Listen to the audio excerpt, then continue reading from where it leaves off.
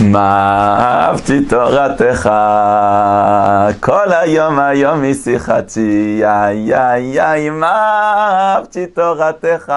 Baruch Hashem, bonjour mes chers amis, nous commençons à nouveau avec l'aide d'Hachem et dans la joie, la Torah, Baruch Hashem, la Torah, Hashem me l'a donné à moi, nous avons chanté ça depuis que nous sommes enfants, dans les Gan et dans les Talmud Torah, Baruch Hashem, le Sefer Bereshit.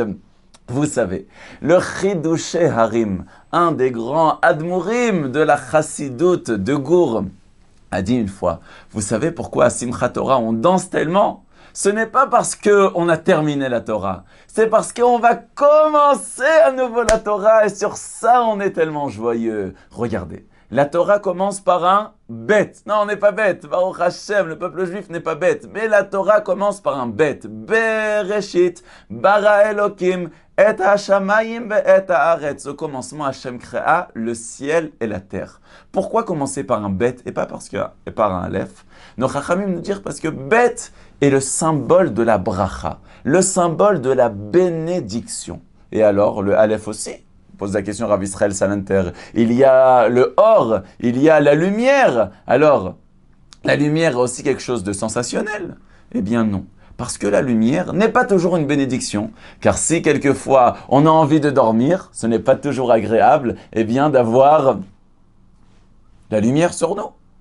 Je dis, même personnellement, je vous fais court, il y a ici des projecteurs LED qui sont très puissants, mais bon, il faut un peu souffrir pour rencontrer mes chers amis de Torah Box. Et je remercie bien sûr cette magnifique équipe de Torah Box, Rabbi Binyamin Benamou et tous ceux qui sont autour, Rabbi Israël, Eric, David et tous les techniciens à côté qui sont là, Baruch Hashem, pour faire que ces vidéos sortent de la meilleure manière et pour qu'on puisse diffuser la Torah de manière complètement désintéressée. Bravo à eux, et bravo à vous tous et à vous toutes, car c'est extraordinaire. Sans vous, on ne pourrait jamais atteindre ce niveau extraordinaire de diffusion de Torah, d'amour de Torah. Vous êtes sensationnels. Mais finalement, nous explique Rav Israël Salanter.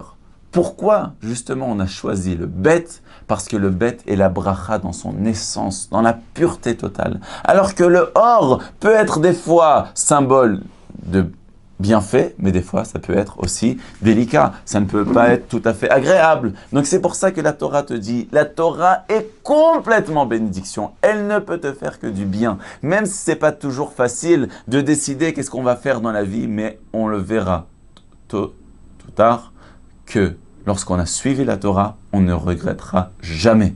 Même si on ne le voit pas dans les minutes qui suivent, si ce n'est pas dans la demi-heure qui suit, ça peut être au bout d'un jour, même au bout des mois, même au bout des années. Mais finalement, Akadosh Baruch Hu, récompensera toutes les personnes qui ont été attachées à la Torah à Kedosha. Alors, nous savons que le mot Bereshit, le premier mot de la Torah, Bereshit nous dit Rashi, le célèbre exégète français, qui nous explique que Bereshit, Bishvi la Torah Shnikred Reshit, d'après les paroles. C'est pour nous dire qu'Akadosh Baruch Hu a créé le monde à partir de la Torah.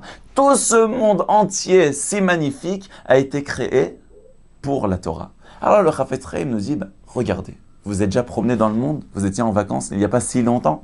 Vous êtes maintenant en vacances à Venise, ou alors vous êtes tout simplement chez vous et vous avez une magnifique vue de votre balcon. Regardez le beau monde qu'Akadosh Baruch Hu a fait. Les chutes du Niagara, regardez le désert de la mer Morte, regardez les Bahamas, les Caraïbes, ce qu'il en reste en tout cas après les ouragans. Un grand bonjour et une grande pensée à tous nos frères et nos sœurs qui habitent justement dans les Caraïbes. Regardez ce monde sensationnel, les Alpes, l'Himalaya, un monde tellement beau qu'Akadosh Baruch Hu a créé. Et tout ça, Hachem, il a fait pour la Torah. Donc, si vous voyez un magnifique palais qui a été créé, vous dites, mais pourquoi il a été créé? C'est pour une simple raison, c'est qu'il doit avoir justement caché dedans un grand trésor. Si ce monde tellement beau a été créé pour la Torah, c'est que la Torah présente énormément. C'est ça que vous devez penser lorsque vous partez en vacances. Tout ça a été créé pour que je puisse accomplir la Torah. Alors, finalement, le Divrei Agada, Rav Eliashiv, le grand décisionnaire, le grand de la génération, nous fait remarquer que dans le début du Sefer Bereshit, dans la Parashat Bereshit, on retrouve notre cher petit Chumash, Baruch Hashem, Dans le Chumash Bereshit, eh bien, il est écrit au tout début qu'Akadosh Baruch Hu a créé la lumière. Mais après, on voit que cette lumière, Akadosh Baruch Hu l'a cachée. Il est écrit dans les paroles de nos Chazal. Pourquoi Akadosh Baruch Hu a caché cette lumière? Nos sages d'expliquer dans la Gemara, parce que cette lumière n'était pas une lumière matérielle.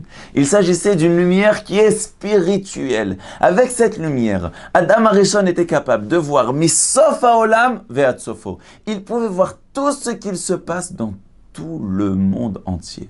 Et Akadosh Baruch Hu a vu qu'il va y avoir plus tard le Dor à Maboul, le Dor à Aflaga, ces générations qui vont trébucher, qui vont fauter, qui vont sombrer dans les pires des péchés, dans, justement, bien sûr, l'idolâtrie, mais même la prostitution, la débauche, le vol. Et Akadosh Baruch Hu a dit, si je laisse cette lumière spirituelle, ils vont l'utiliser pour le mal. Ils vont découvrir tout ce qu'il y a dans le monde, et avec ça, ils vont faire du mal. Et on voit que justement, malheureusement, dans l'histoire au tout début du monde, où Caïn qui a tué Hevel, eh bien comment il a fait? Il y a une marloquette dans les paroles de nos sages. Il y en a qui disent que, eh bien, il a pris un canet, il y en a qui disent qu'il a pris une pierre, il y en a qui qu'il a pris un couteau. C'est-à-dire qu'il a utilisé déjà ce qui est le début eh bien, de la technologie, ce n'est pas la technologie, mais les premières inventions du monde, il l'a déjà utilisé pour faire le mal. Alors, d'un autre côté, on voit qu'Akadosh Baruch Hu a mis en plein milieu du Gan Eden, en plein milieu justement de ce monde paradisiaque où se trouvait Adam Arishon, eh bien le Etz Hadaat. Cet arbre qu'Akadosh Baruch Hu a interdit à Adam Arishon de consommer son fruit. Alors si Akadosh Baruch Hu lui a interdit, à quoi ça sert de créer alors? Pose la question le Rav Eliashiv. Et là de nous expliquer le Rav Eliashiv, d'après les paroles de nos sages et du monde kabbalistique, le Leshem Shevo Ve'achlama, que Akadosh Baruch Hu, on retrouve ça dans le Ramchal, qu'Akadosh Baruch Hu avait décidé que cet arbre, on pouvait consommer son fruit quelques heures plus tard, le jour du Shabbat, parce que le Shabbat, c'est un jour de spiritualité totale. Et il n'y aurait pas de mal qui pourrait en sortir, mais malheureusement, Adam Arishon a trébuché quelques heures avant. S'il avait attendu quelques heures, il aurait pu manger ce fruit. Mais il a consommé le fruit beaucoup plus tôt, et à cause de ça, toute la catastrophe et toute la destruction du monde et la mort est venue à cause de cette consommation qui est très prématurée. Donc, c'est quelque chose qu'il faut savoir tirer comme leçon de la vie. Que regardez, finalement, à quoi a servi de manger ce fruit? Ce fruit a donné la conscience à Adam Arishon de savoir qu'est-ce qui est le bien, mais qu'est-ce qui est le mal. Mais à quoi ça sert? Si Adam Arishon ne savait pas comment on domine le mal, ça ne servait absolument à rien de savoir toutes ces kochot. Eh bien, nous explique le Rav Eliashiv, c'est la même chose qui se passe de nos jours. De nos jours, il y a un progrès technologique incroyable. À son époque, après la Seconde Guerre mondiale, il parle de la radio qu'on peut entendre dans tout le pays, des ondes. Mais finalement, à quoi ça sert? Si on avait utilisé la radio pour faire passer des messages, ou un homme sage, ou un grand philosophe non juif aurait enseigné à tout le pays, ou alors même à tout un continent, faites le bien, voici comment il faut dominer le mal, ça aurait été extraordinaire, mais on voit que malheureusement, comme Caïn, la technologie, ou l'avancée, justement scientifique, n'a aidé qu'à faire le mal. Et combien, malheureusement, de choses malsaines, combien de nivoulpé, combien de gros mots, combien de lachon hara, combien de médisance, eh bien, a été transmis justement par cette avancée scientifique. Alors c'est vrai que Dieu merci, même par le monde internet, on arrive à diffuser de la Torah, mais ceci est minime par rapport à tout le mal qui est dégagé, parce que il existe dans ce monde, c'est malheureusement les séquelles de la faute d'Adam Arishon, il existe le bien, il existe le mal, mais on ne sait même pas comment c'est. Et comment faire pour utiliser, eh bien, ce bien ou ce mal? Comment faire pour dominer le mal? Et c'est ça le message de la Torah. Que Akadosh Baruch Hu nous dit, je t'ai donné une Torah. Pourquoi? Pour savoir comment utiliser le bien et savoir ne pas être dominé par le mal. Donc c'est un grand moussard dans la vie, qu'il faut savoir utiliser ce monde pour le bien que Kadosh Baruch Hu nous l'a donné. On voit que Adam Arishon se retrouvait dans un monde qui était paradisiaque. On lui servait tous les jours de la viande grillée, les barbecues pour les Israéliens, ils en rêvent. et du bon vin, ça c'est pour les Français, un bon vin, et tout ça, du Gan Eden, il est parti au Gehinnom. Eh bien, Kadosh Baruch Hu dit maintenant la seule solution, c'est du Gehinnom, dans l'enfer où tu te trouves, tu peux le rendre Gan Eden. Eh bien, comment on peut que dans ce monde où il y a tellement de difficultés, tellement de mauvais penchants, tellement de choses malsaines, comment on peut faire pour dominer? Bereshit, par l'étude de la Torah. Alors, on va découvrir, Bezrat Hashem, mes chers amis, un secret pour savoir réussir dans la vie à partir justement de l'histoire de Adam Arishon. Dans l'histoire justement de Adam Arishon, ceci commence par la tentation que va donner le Nachash. Ce serpent qui représente bien sûr le Yetzer Hara, le Satan, l'ange de la mort et tout ce que vous ne voulez pas, bien sûr. Alors, on voit que le Yetzer Hara, eh bien, le Nachash propose à Chava de s'approcher de l'arbre, de consommer son fruit. Alors, Chava dit, mais non, on n'a même pas le droit de toucher ce fruit. Mais ce n'était pas vrai, parce qu'Akadosh Baruch Hu n'avait pas dit qu'on n'a pas le droit de le toucher. Akadosh Baruch Hu a dit qu'on n'a pas le droit de le consommer. Mais elle avait une bonne intention.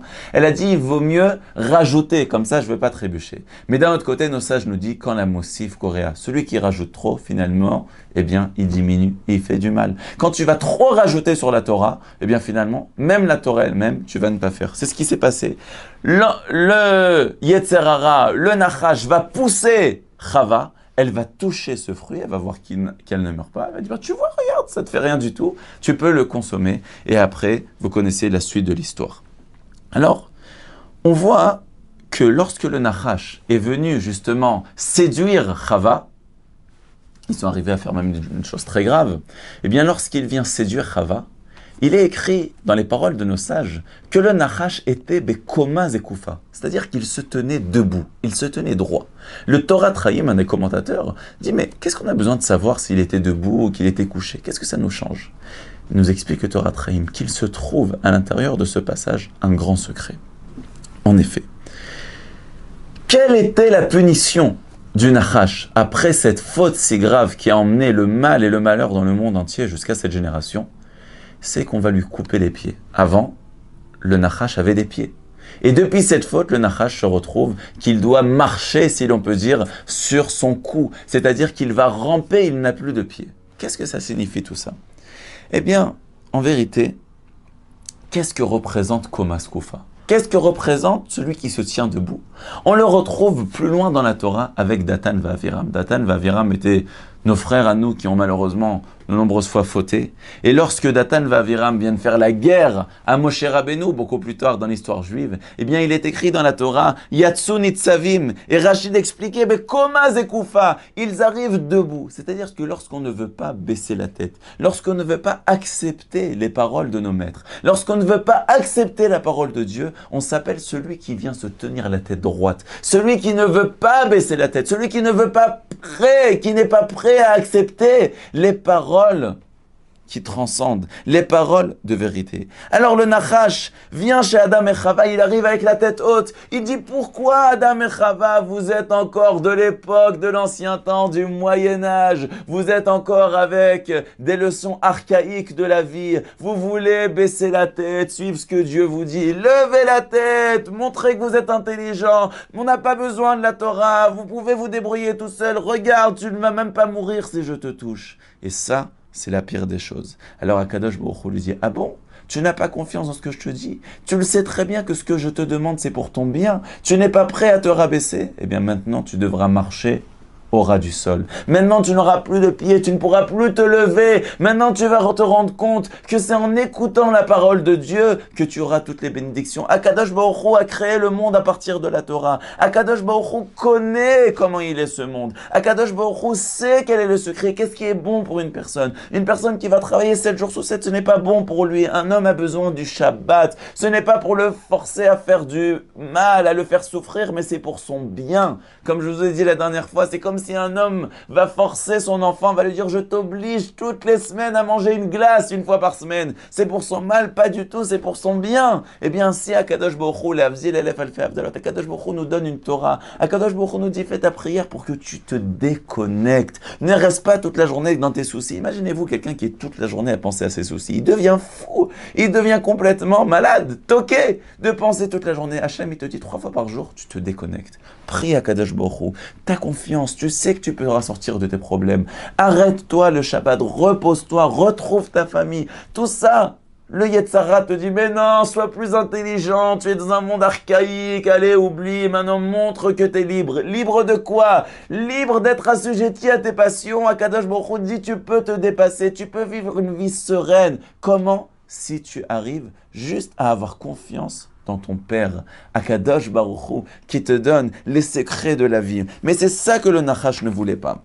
Et on voit que cette idée, eh bien, se retrouve dans de nombreux endroits dans la Torah, comme nous fait remarquer le rabbi Baruch Rosenblum. En effet, il est écrit dans la Gemara que quelqu'un qui n'est pas prêt à se prosterner dans la Hamida lorsqu'on dit Modim, Modim, Anachnu Lach, on se baisse devant un Kadosh Baruch Hu. Si quelqu'un n'est pas prêt à se prosterner à ce moment-là, eh bien, il y a une punition qui est terrible, jusqu'à que la Gemara nous dit dans Baba Kama 16a qu'une personne qui ne se prosterne pas à Modim, lorsqu'il est décédé, au bout de 7 ans, sa colonne vertébrale devient un serpent.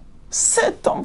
Misken, le pauvre, il vient de mourir. Laisse-le mourir tranquille. Non, encore 7 ans après, sa colonne vertébrale va devenir un nachash, un serpent. Quel rapport entre Modim et un serpent? Eh bien maintenant, on comprend tout ça parce que le serpent est celui qui n'a pas voulu se rabaisser, qui n'a pas voulu reconnaître ce que Kadosh Baruch Hu nous donne, c'est pour notre bien. Eh bien c'est ça Modim. Modim, on dit merci Hachem, tout ce que tu nous donnes. Eh bien c'est pour ça qu'on mérite d'être sauvé du serpent, nous explique le Rav Rosenblum.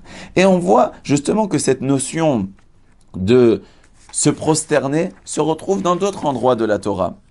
On voit qu'il est écrit dans les paroles de nos sages que Moshe Rabbeinu a institué 3 prières. Et tout le monde pose la question, mais comment Moshe Rabbeinu a pu instituer 3 prières? On le sait très bien, que la prière du matin, c'est Avraham Avinu, la prière de l'après-midi, c'est Yitzhak, la prière du soir, c'est Yaakov Avinu. Alors qu'est-ce qu'il y a tellement à dire que c'est Moshe Rabbeinu qui a fait? Non, on sait que il est écrit dans le verset dans Tehilim, Bo'u nishtachave venecha, nivrecha lifnei Hashem osenu. Lorsque Moshe Rabbeinu a vu que le Beth Amikdash va être détruit et que les Bikurim va disparaître, eh bien, il va falloir faire 3 prières, il institue 3 prières. Eh bien, qu'est-ce qu'est les Bikurim? Les Bikurim, c'est un des seuls endroits de la Torah où on parle de cette Ishtachavaya, où on se prosterne devant un Kadosh Baruch Hu pour dire merci Hachem de cette bonne récolte, de ces bons fruits que tu nous as donnés. Lorsque Moshe Rabbeinu voit que la mitzvah de Bikurim va disparaître, lorsque le Beth Amikdash est détruit, eh bien, il va nous dire, à la place, tu vas te prosterner dans la prière. Tu vas reconnaître que tout ce qu'Akadosh Baruch Hu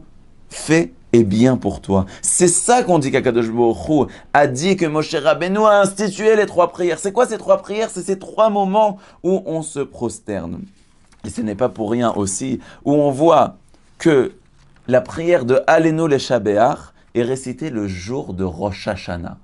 En plein milieu de Malchuyot, en plein milieu qu'on va chanter, eh bien, ces versets qui reconnaissent la majesté d'Akadosh Baruch Hu, le royaume du Saint béni soit-il à travers le monde et sa royauté. Eh bien, à ce moment-là, nous disons, allez-nous les Shabbat, nous prosternons. Pourquoi? Parce qu'on sait que Rosh Hashanah, c'est le jour où l'homme a été créé. Il est écrit dans la Maseret Rosh Hashanah que la première heure, Akadosh Baruch Hu a pensé créer l'homme. La seconde heure, Akadosh Baruch Hu a demandé conseil aux Malachim. On voit l'humilité d'Akadosh Baruch Hu. La troisième heure, Akadosh Baruch Hu a rassemblé son Afar. La quatrième heure, Akadosh Baruch Hu a été Rokem. La 5e heure, il a formé l'homme. Asa Golem, à 6e heure. 7e heure, il a mis la Neshama. La 8e heure, il a rentré au Gan Eden. La 9e heure, il lui a demandé de ne pas manger le fruit interdit. La 10e heure, malheureusement, il a fauté. La 11e heure, il a été jugé. Et la 12e heure, il a gagné. Eh bien, à ce moment-là, lorsque Moshe Rabbeinu, Adam Arishon a été jugé, c'est le jour où le peuple juif est jugé chaque année, le jour de Rosh Hashanah. Eh bien, à ce moment-là, nous disons Alléluia. לשבח לאדון הכל, לתת גדולה, ליוצר בראשית. C'est-à-dire que le peuple juif entier à travers le monde se prosterne pour reconnaître qu'Akadosh Baruch Hu est notre maître. Et ce qu'Akadosh Baruch Hu nous donne, c'est pour notre bien. Maintenant, on comprend pourquoi Avraham Avinu, lorsqu'il part pour la Akedat Yitzhak et qu'il laisse Ishmaël et Eliezer les attendre, il leur dit, attendez-nous, on va juste aller se prosterner et on revient. Nishtachave. Quel rapport? On va pas se prosterner, il va faire un sacrifice. Mais quel est le symbole de la Kedat Yitzhak? C'est de savoir qu'on suit la volonté d'Akadosh Baruch Hu et c'est ça qui emmène la bracha. Eh bien, mes chers amis, ceci est le message de la Torah dans la parashat Bereshit. Le Nachash n'a pas voulu se prosterner, il a voulu dépasser la parole de Dieu, il a voulu dire ça y est, oublie la Torah. Toi, tu vas être plus intelligent. Et malheureusement, quelle est sa punition? Il est au ras du sol. Il est au niveau de la poussière de la terre. Eh bien, c'est ça le message de la Torah. Bereshit bara Elokim. Quel est le message, le début de la Torah? Tu veux réussir dans ta vie. Tu veux savoir c'est quoi le secret de la réussite? Écoute la parole de Dieu. Sois prêt à baisser un peu la tête. Ça ne veut pas dire que tu vas t'écraser et que tu ne fais pas ce que tu veux. Au contraire, Akadosh Baruch Hu te demande de te réjouir. Akadosh Baruch Hu te force même à bien manger le Shabbat. Akadosh Baruch Hu dit, tu dois te marier, tu dois avoir une femme, tu dois avoir des enfants, tu dois avoir même une belle maison. Tout ça, c'est pour Akadosh Baruch Hu. Akadosh Baruch Hu ne veut pas que tu t'écrases. Akadosh Baruch Hu veut juste que tu suives les paroles de vérité, qui est le secret véritable pour réussir dans sa vie. Suis les paroles de Dieu et c'est comme ça que tu seras heureux. Ça, c'est le secret. Ça, c'est le message de la réussite qui est déjà au début de la Torah. Bereshit, Bishvil Reshit. La réussite dépend de suivre la parole de Dieu. Eh bien, vous avez déjà bien commencé l'année. Vous suivez la parole de Dieu. Vous êtes prêt à écouter un cours de Torah. Eh bien, vous commencez l'année dans la réussite. Bravo à vous tous et à vous toutes. Il ne reste plus qu'à nous réjouir à nouveau avec la Torah. Ma'avti Toratecha. Kol hayom hayom misichati. Sisu vesimchu vesimchat Torah. Utnu kavod la Torah.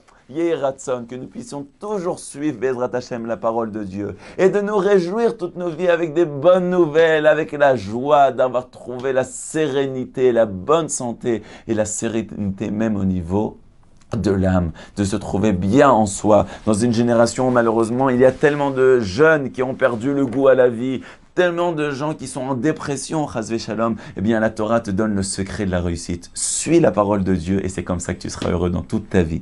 Maintenant, il ne reste plus qu'à l'accomplir. Et Yératson, Bezrat Hashem, qu'on puisse toute cette année étudier toutes les parachiotes de la Torah, se réjouir ensemble, Bezrat Hashem, et qu'on puisse se retrouver avec le Mashiach Meramienu au Beth Amikdash. Bravo à vous tous et à vous toutes, je vous aime très fort. Continuez comme ça, suivez les cours de Torah et Yératson, que toute cette année, nous puissions nous réjouir avec la Torah. Amen ve Amen. Un Shabbat Shalom depuis Yerushalayim.